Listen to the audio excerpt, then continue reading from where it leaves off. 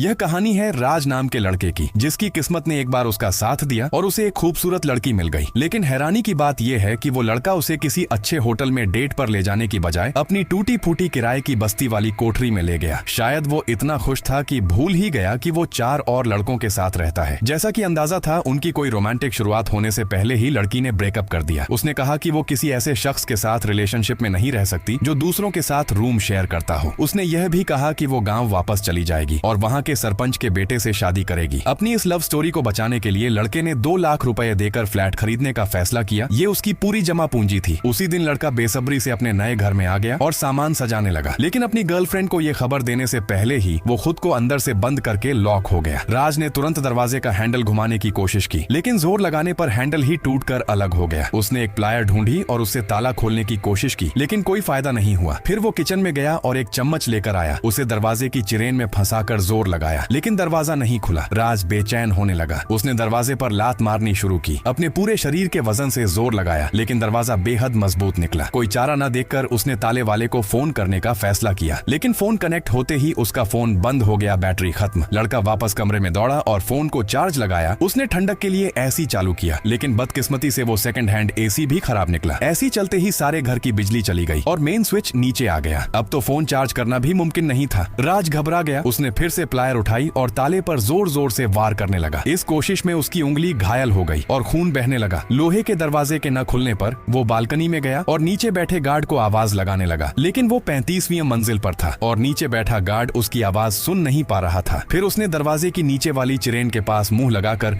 जोर जोर से चिल्लाना शुरू किया, लेकिन पूरी इमारत में वही अकेला रहने वाला था, इसलिए कोई जवाब नहीं आया। अब उसे एहसास हुआ कि वह वाकई में फंस चुका है और कमरे में न पानी की सप्लाई थी न बिजली। उसके पास सिर्फ एक पैकेट बिस्किट और आधी बोतल पानी बचा था, जो ज्यादा दिनों तक टिकने वाला नहीं था। अगले दिन लड़के ने खुद को बचाने के तरीके सोचने शुरू किए। उसने कमरे में कुछ कार्डबोर्ड के टुकड़े ढूंढे और उन पर टूथपेस्ट से मदद के लिए संदेश लिखा, फिर उन्हें नीचे फेंक दिया। पहला कार्डबोर्ड हवा में ऐसे ही उड़ता रहा और आखिरकार छत पर जा गिरा। दूसरा कार्डबोर्ड भी किसी सुनसान जगह पर जा गिरा। टूथपेस्ट खत्म हो गया, लेकिन कोई सफलता नहीं मिली। तब उसने अपने हाथ के जख्म को फिर से खोला और खून से लिखना शुरू किया। अब अगर यह कोशिश भी नाकाम रही तो लिखने के लिए कार्डबोर्ड भी नहीं बचेंगे। खैर, किस्मत से यह कार्डबोर्ड एक घर की छत पर जा गिरा। लड़के ने दिन भर इंतजार किया और शाम को एक औरत कपड़े सुखाने आई, लेकिन अंधेरे के कारण उसने जमीन पर पड़े कार्डबोर्ड पर ध्यान नहीं दिया। एक और दिन बीत गया। लड़के ने घर के कचरे से एक गुलेल बनाई। जब वह औरत फिर से छत पर आई तो उसने गुलेल से उसकी छत की तरफ एक पत्थर दागा। इस बार वह सफल रहा। औरत ने जमीन पर पड़ा कार्डबोर्ड देखा और उसने उस अधूरी इमारत की तरफ आने का रुख किया। लड़का बेहद उत्साहित होकर दरवाजे के पास इंतजार करने लगा। उसे यकीन था कि इस बार वह जरूर बच जाएगा। दूसरी तरफ वह औरत इमारत के नीचे पहुंची, लेकिन गार्ड दादा ने उसे रोक दिया। दादा ने कहा कि वह यहाँ कई सालों से काम कर रहा है और इमारत में कोई नहीं रहता। सुनसान गलियारे को देखकर औरत भी वहाँ से चली गई। लड़का 35वीं मंजिल पर 3 दिन और 3 रात से फंसा हुआ था। उसने हर तरह की कोशिश कर ली थी, लेकिन वह लोहे का दरवाजा टस से मस नहीं हुआ। चाहे प्लायर से तोड़ने की कोशिश करो या लोहे के सरिये से पीटो, दरवाजा हिलता तक नहीं था। लड़के को लगने लगा कि वह भूख से मर जाएगा। उसने बालकनी में एक कपड़े पर बचाव लिखा और उसे माचिस से जलाया। आग आसमान की ओर उठने लगी, लेकिन लड़के को लगा कि यह काफी नहीं है। उसने बेडरूम से एक गद्दा लाकर उसे भी आग लगा दी। उसे लगा कि इस बार जरूर किसी का ध्यान आकर्षित होगा, लेकिन आग तेजी से पूरे कमरे में फैल गई। लड़के ने सोचा कि इस आग में वह खुद जल सकता है, इसलिए उसने अपने कपड़े उतारकर आग बुझानी शुरू कर दी। पूरी रात कोशिश करने के बाद भी उसे कोई नहीं मिला। यहाँ लड़के के फंसे होने का चौथा दिन था। न बिजली, न पानी और न ही खाना। उसने बोतल से कुछ बूंदे निचोड़कर पीने की कोशिश की, लेकिन यह सिर्फ एक बूंद को समुद्र में फेंकने जैसा था। लगता था कि अब सिर्फ एक ही रास्ता बचा है। बर्तन से आ रही तेज बदबू से वह खुद भी बेहद घबरा गया, लेकिन जिंदा रहने के लिए उसने दांत भींचकर वह सब कुछ कर डाला। यह अस्पष्ट संकेत था कि उसने अपना मूत्र पीना शुरू कर दिया। इस तरह 2 और दिन बीत गए। राज बेहद कमजोर होकर जमीन पर गिर पड़ा। अब तक उसने सभी उम्मीदें छोड़ दी थीं, लेकिन जैसा कि कहते हैं, ऊपर वाला सबका साथ देता है बाहर। अचानक तेज बारिश शुरू हो गई। राज ने खिड़की से बाहर सिर निकालकर हाथों में बारिश का पानी जमा करके पीना शुरू किया, लेकिन यह तरीका धीमा लगा। उसने एक लोहे का बर्तन लिया और उसमें बारिश का पानी भरकर एक ही बार में पी गया। फिर उसने घर के सभी बर्तन ढूंढे, टॉयलेट की टंकी उतारी और एक बोरी और पाइप की मदद से पानी इकट्ठा करने का सिस्टम बनाया। जल्द ही उसने सारे बर्तन पानी से भर लिए, लेकिन उसे लगा कि यह काफी नहीं है। आखिरकार उसने फ्रिज भी बाहर खिसकाया और उसमें भी पानी भरना शुरू किया। अब लड़के को फिर से जीने की उम्मीद जगी। अगले दिन कमरे में एक कबूतर आया। लड़के ने गुलेल उठाई, निशाना साधा। कई दिनों के बाद उसे भरपेट भोजन मिल गया। पेट भरकर खाने के बाद लड़के ने फिर से कोशिश शुरू की। उसने शीशे का इस्तेमाल करके नीचे नीचे झांका और देखा कि तीसरी मंजिल के बालकनी में कोई ग्रिल नहीं लगी हुई है। लड़के के दिमाग में तुरंत आइडिया आया, लेकिन बाहर निकलने के लिए उसे पहले अपनी बालकनी की ग्रिल तोड़नी थी। उसने एक लोहे का टुकड़ा ढूंढा और ग्रिल पर उसे रगड़ रगड़ कर काटना शुरू किया। भूख लगने पर वह चींटियां और तिलचट्टे खा लेता, प्यास लगने पर इकट्ठा किया हुआ पानी पी लेता। दिन में वह लोहे के टुकड़े से ग्रिल को काटता, रात में माचिस से उसे गर्म करके कमजोर करता। लेकिन 3 पूरे दिन और रात लगाने के बाद भी ग्रिल पर सिर्फ एक हल्की सी लकीर पड़ी थी। लड़का हार नहीं मान सकता था, इसलिए वह दिन रात एक करके रगड़ता रहा, यहाँ तक कि उसके फ्रिज में जमा पानी भी खराब हो गया। लेकिन ग्रिल अभी भी नहीं टूटी थी। लड़का फिर से निराशा में डूब गया। उसने गुस्से में ग्रिल पर लात मारनी शुरू कर दी, मानो अपनी सारी गुस्सा और नाराजगी उसी पर उतार रहा हो। कितनी देर लात मारता रहा पता नहीं, लेकिन अचानक ग्रिल का एक सरिया टूट गया। इसके बाद बिना किसी सुरक्षा के वह बड़ी सावधानी से ग्रिल पकड़कर नीचे उतरना शुरू किया। इस वक्त वह 35वीं मंजिल की ऊंचाई पर था। एक छोटी सी चूक और वह सीधे नीचे गिरकर मौत का शिकार हो जाता। शुरुआत में वह एक एक कदम स्थिरता से रख रहा था, लेकिन जैसे जैसे उसकी ताकत कम होने लगी, उसके कदम लड़खड़ाने लगे। सबसे मुश्किल थी 2 मंजिलों के बीच का जोड़, क्योंकि वहां पैर रखने की कोई जगह नहीं थी। उसे सिर्फ अपने दोनों हाथों से दीवार की दरारों को पकड़कर लटके रहना था। हाथ थोड़ा सा भी डगमगाया और लड़के की मौत निश्चित थी, लेकिन जिंदा रहने की तीव्र इच्छा ने उसे रुकने नहीं दिया। वह धीरे धीरे नीचे की ओर सरकता रहा। जितना नीचे उतरता, उसके कदम उतने ही सावधान होते जाते। वह कुछ कदम चलकर रुक जाता, गहरी सांस लेता और अपना धैर्य बनाए रखने की कोशिश करता। इस तरह वह 5 पूरी मंजिलें उतर गया। लेकिन जब उसने एक बार फिर पैर बढ़ाकर नीचे टटोला तो नीचे कुछ नहीं था, खाली जगह। वह डर गया और तुरंत ऊपर चढ़ गया। सीधे कूदने की हिम्मत नहीं हुई, क्योंकि थोड़ा सा भी संतुलन बिगड़ा और वह नीचे गिर जाता। लेकिन इस तरह वापस ऊपर चढ़ना भी मौत को दावत देने जैसा था। इस दुविधा में फंसे लड़के ने फैसला किया कि उसे एक बार जोखिम उठाना ही होगा। उसने पहले एक बांह ग्रिल के सरिये में फंसाकर अपने शरीर को स्थिर किया, फिर दूसरे हाथ से अपनी पुरानी बेल्ट खोली। आखिरकार वह धीरे धीरे झुका और बेल्ट को नीचे वाली ग्रिल के सरिये से बांध दिया। फिर उसने अपना बायां हाथ बेल्ट पर मजबूती से कस लिया। उसने धीरे धीरे अपना पूरा शरीर नीचे लटकाया। पहले दोनों पैर हवा में लटके, फिर आखिरी पकड़ने वाला हाथ भी छोड़ दिया। अब उसका पूरा शरीर हवा में लटक रहा था और सिर्फ एक पुरानी बेल्ट ही उसे सहारा दे रही थी। लड़के ने धीरे धीरे अपने पैर नीचे टटोले। आखिरकार उसके पैर लोहे की ग्रिल से टकराए। हालांकि इस मंजिल पर कोई बालकनी नहीं थी। उसे अभी भी बालकनी के किनारे तक पहुंचना था। करीब 1 घंटे की कोशिश के बाद आखिरकार वह बालकनी के किनारे पर कूदने में सफल रहा। वह जोर जोर से सांस लेने लगा, अपनी जान बचने पर राहत महसूस कर रहा था। लेकिन जब उसने मुड़कर देखा तो बालकनी का ग्लास दरवाजा भी अंदर से बंद था। लगा जैसे उसके साथ वाकई बुरा मजाक हो रहा है। इतने दिनों के दुखों को याद करके वह गुस्से में दरवाजे पर लात मारने लगा। एक के बाद एक लात मारते रहा। आखिरकार एक शीशा टूट गया और वह अंदर घुस गया। वह लड़खड़ाता हुआ दरवाजे तक पहुंचा और मन ही मन प्रार्थना करने लगा कि कम से कम यह दरवाजा तो बंद न हो और इस बार कोई दुर्घटना नहीं हुई। दरवाजा खुल गया। लड़का कमरे से बाहर निकला। आखिरकार वह आजाद था। वह उस अधूरी इमारत से बाहर आ गया था जिसने उसे आधे महीने से ज्यादा समय तक फंसाए रखा था। अस्पताल में लड़का बिस्तर पर लेटा हुआ था। तभी दरवाजे से एक लाल साड़ी पहने हुई महिला अंदर आई। वही लड़की जो उसकी पूर्व प्रेमिका थी। लड़की के कपड़े देखकर लड़के को समझ आ गया कि उसकी शादी हो चुकी है। सामने खड़ी दुल्हन को देखकर लड़का भावुक हो गया और एक शब्द भी नहीं बोल पाया। उसने वह अधूरा फ्लैट इसलिए खरीदा था ताकि अपनी प्रेमिका को एक घर दे सके। अगर वह उस दिन फंसा नहीं होता तो शायद आज यह लड़की उसी से शादी कर रही होती।